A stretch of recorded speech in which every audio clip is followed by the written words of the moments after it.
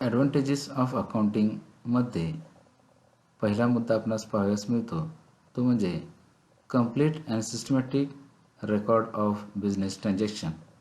बघा, या मुद्द्यामध्ये जे काही अकाउंटिंग संदर्भात प्रिन्सिपल आपण वापरत असतो, ज्यामध्ये अकाउंटिंगचे काही कन्सेप्ट असतील किंवा अकाउंटिंगचे काही कन्व्हेन्शन असतील, या दोन्ही मुद्द्यांच्या आधारे ज्यालाच आपण जनरली ॲक्सेप्टेड अकाउंटिंग प्रिन्सिपल्स असं म्हणतो, या माध्यमातून कोणताही अकाउंटंट किंवा बिझनेस हा काय करत असतो की त्या व्यावसायिक संस्थेचे जे काही आर्थिक ट्रान्झॅक्शन आहेत याचं कंप्लीट आणि सिस्टमॅटिक पद्धतीने बुक्स ऑफ अकाउंटमध्ये रेकॉर्डिंग करून ठेवणार आहे.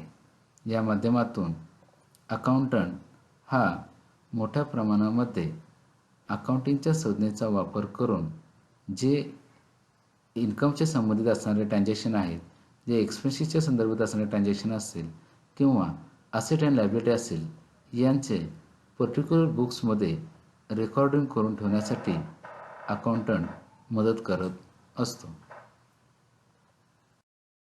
अकाउंटिंगचं दुसरं महत्त्वाचं ॲडव्हांटेज आपल्याला बघायला मिळतं ते म्हणजे डिटर्मिनेशन ऑफ सेलिंग प्राईस.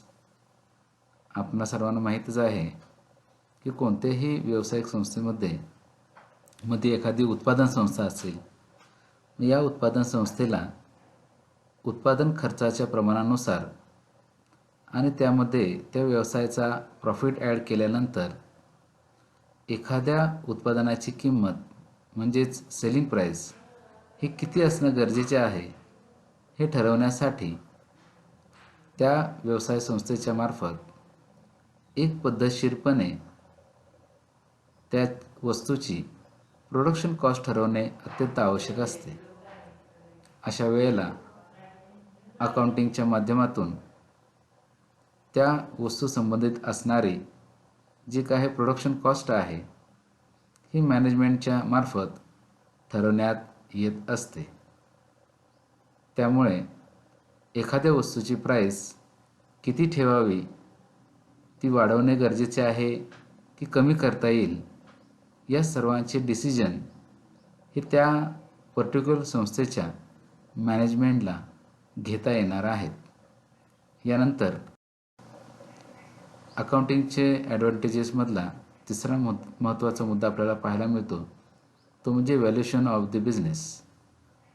आपणा सर्वांना माहीत आहे अकाउंटिंगच्या महत्त्वाच्या 4 ॲस्पेक्टमध्ये बुक कीपिंग, क्लासिफाईंग, त्याचबरोबर ॲनालायझिंग करणे, इंटरप्रिटेशन करणे, समरी तयार करणे, अशा महत्त्वाच्या जे पैलूंचा आपण अभ्यास केलेला होता, या पैलूंच्या माध्यमातून त्या बिझनेसचं सिस्टमॅटिक रेकॉर्डिंग तयार करण्यात येतं आणि त्याचं इंटरप्रिटेशन करण्यात येतं.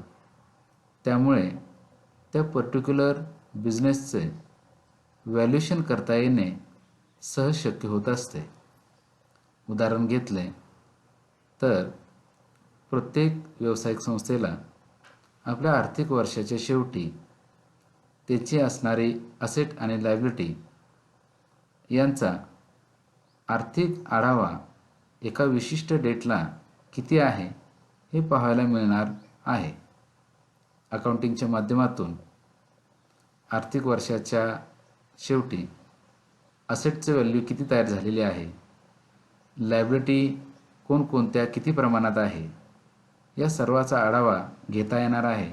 त्याचबरोबर आर्थिक वर्षाच्या शेवटी त्या पर्टिक्युलर संस्थेला किती प्रॉफिट तयार झालेला आहे किंवा कोणत्या बाबींमुळे लॉस क्रिएट झालेला आहे, या सर्वाचं इव्हॅल्युएशन करता येणार आहे.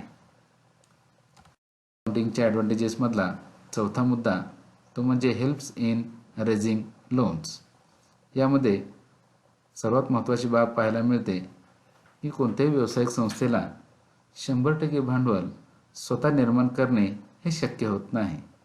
अशा वेळेला ती व्यावसायिक संस्था भांडवल बाजारातून मोठ्या प्रमाणामध्ये शेअर्सची विक्री करून किंवा इतर ज्या फायनान्शियल इन्स्टिट्यूशन आहेत या फायनान्शियल इन्स्टिट्यूटच्या माध्यमातून कर्जाची उभारणी करत असते.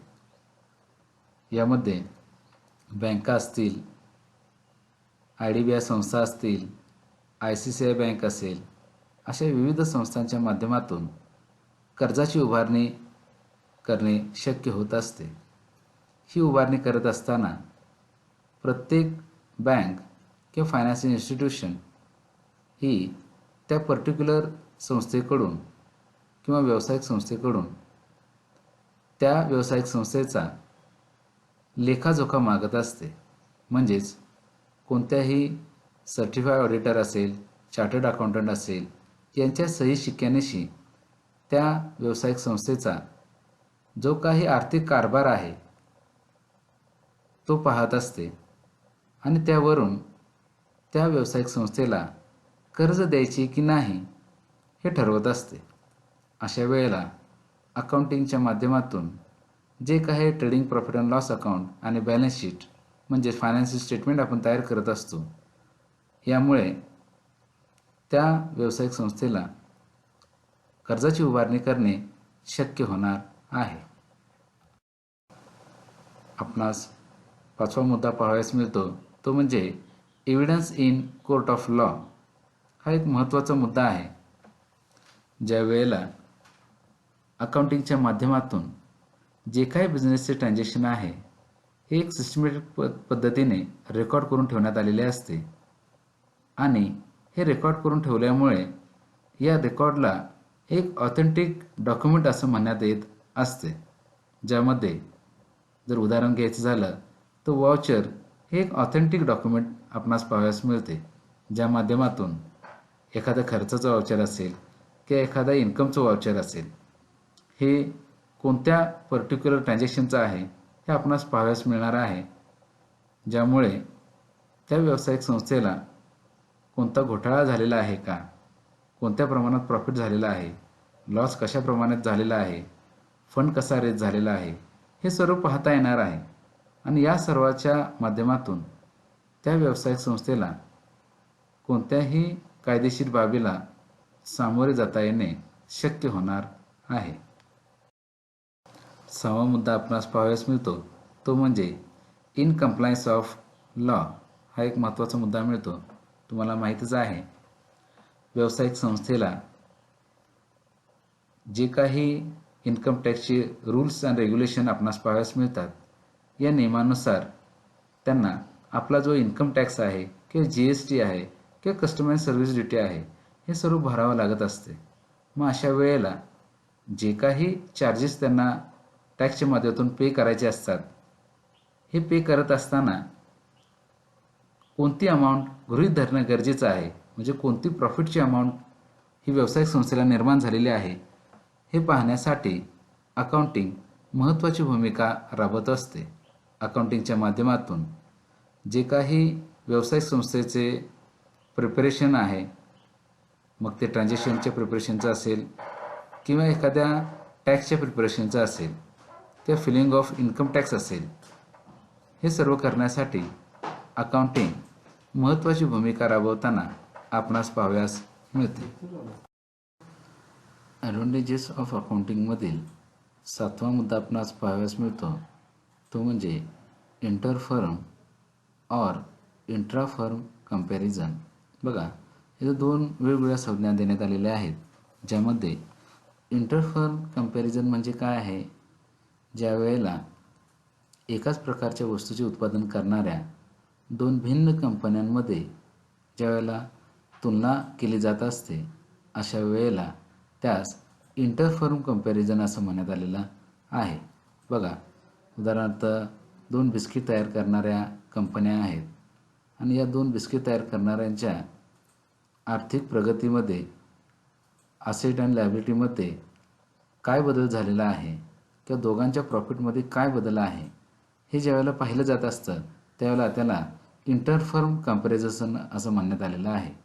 आणि दुसरा मुद्दा आपणास पाहायला मिळतो तो म्हणजे इंट्राफर्म कंपॅरिझन. बघा, इंट्राफर्म कंपॅरिझन म्हणजे काय आहे, एकाच कंपनीची तुलना केली जात असते, परंतु एका कंपनीची तुलना करत असताना विशिष्ट काळ म्हणजे 5 वर्ष, 10 वर्ष. एकाच कंपनीची 5 वर्षे विचारात घेण्यात आलेली असतात. या 5 वर्षाच्या कालावधीमध्ये पहिल्या वर्षी त्या कंपनीची परिस्थिती काय होती आणि 5व्या वर्षी कंपनीची परिस्थिती काय आहे याची ज्यावेळेला तुलना केली जात असते, अशा वेळेला त्यास इंट्रा फर्म कंपॅरिझन असं म्हणण्यात आलेलं आहे.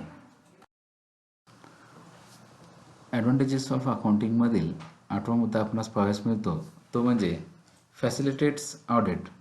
हा एक महत्त्वाचा मुद्दा आहे, ज्यामध्ये आर्थिक वर्षाच्या शेवटी एखाद्या व्यावसायिक संस्थेची आर्थिक परिस्थिती कशी आहे, आर्थिक परिस्थितीच्या संबंधातील जे काही प्रॉफिट अँड लॉस आणि स्टेटमेंट तयार करण्यात आलेले असतात, हे स्टेटमेंट खरे आहेत किंवा त्याची सत्यता पाहण्यासाठी त्याची काय करावे लागते, तर ऑडिट करावं लागणार आहे.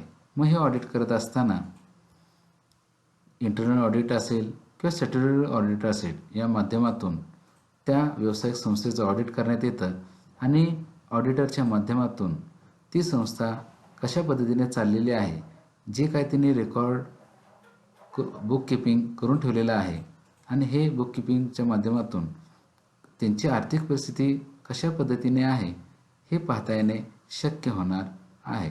आणि यासाठी अकाउंटिंग महत्त्वाची भूमिका राबवताना आपणास पाहावयास मिळते.